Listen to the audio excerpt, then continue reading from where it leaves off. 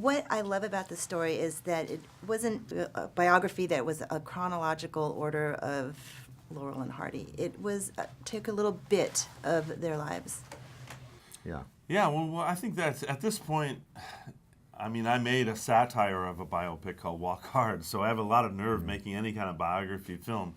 But I think the better way to do a biography, as opposed to, trying to get every single thing that ever happened in someone's life, is to focus on a particularly poignant period of their life. And for Stan and Ollie, it definitely was the case. 1953 was shortly before Oliver died, and this tour was when they really got close to each other and they learned to become friends as people as opposed to as performers. Yeah, it's a slice of their lives where in actual fact, a lot of introspection took place because although it might not seem an obvious choice, when they were touring Europe with their live show, it gave them an opportunity to get to know each other because they were living in each other's pockets in a way that they weren't 20 years before in their Hollywood heyday, when they'd show up, do the job, and then they'd go off in separate directions. So it was a good choice to concentrate on this period because it was a period when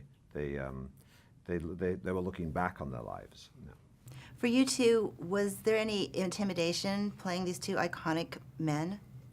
Well, anytime you play someone who is known to the public, the deck is stacked against you a little bit because people have something to compare it to in their imaginations already. That said, that wasn't enough of a intimidating thing to keep me from wanting to do the movie, because our overall mission with the movie was not only to tell a story that moves you, but to remind people of these two film greats. I mean, Stan and Ollie were some of the greatest people that ever worked in film. So that was our mission, to sort of like bring it to a new generation of people. Yeah, and it was. Also, when you start, it's not like we were starting with a blank canvas. Although it was intimidating, it's also exciting and it's a privilege, and the chance to do some work where the real people have existed. They've done some of the work for you, so there's a treasure trove of information that you can mine, and also it's nice to do something where it's a kind of I think this movie's a love letter to comedy and to those who make us laugh, and that's a very important thing in this right now in the world when there's a lot of extremism and intolerance and hatred and anger, that to remember that the old cliche that laughter is the best medicine. It's great to be able to sort of salute that and those who've made us laugh. Well, I'm familiar with both of you guys from other things that you've done. But so in this movie, I was trying to see John and I was trying to see Steve behind this, and the makeup, the costumes were fantastic. What went into all of that?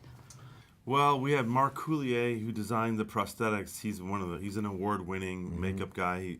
He made my job very easy. He made me look like Oliver before I even opened my mouth. So that was really important for me going into the film, that we get that part right, because everyone knows what they look like. Yeah. That said, there was still a lot of work to do in order to do some of the performance and the comedy and find out who they were as people. Yeah, find out what they were like emotionally inside, and what the relationship certainly was like. The makeup was a good head start in the race. To try and get these guys and bring them to life. It was a great way of starting out.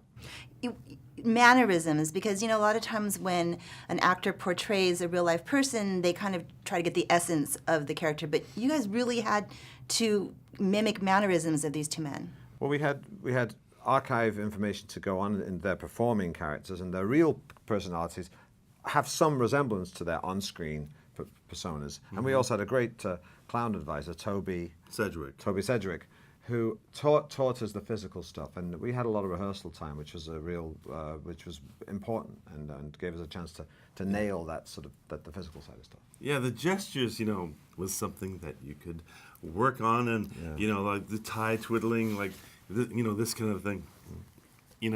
It's something that you get the exterior of it. You see that he did that, but the challenge was figuring out why was he doing that? Where did that come from? What is the psychological quality behind that gesture? Yeah. And what I realized with Oliver was that he was a real romantic, and that romantic part of his personality became his whole stage act. He just, expanded that, and then it became this comic personality. But I think in his heart of hearts, he was a pretty romantic guy. Yeah, the gestures were all rooted in a kind of a truth of who they were. We saw the outside of that and had to kind of use that. We see the outside, and then we've got to use that and try and figure out what's going on the inside.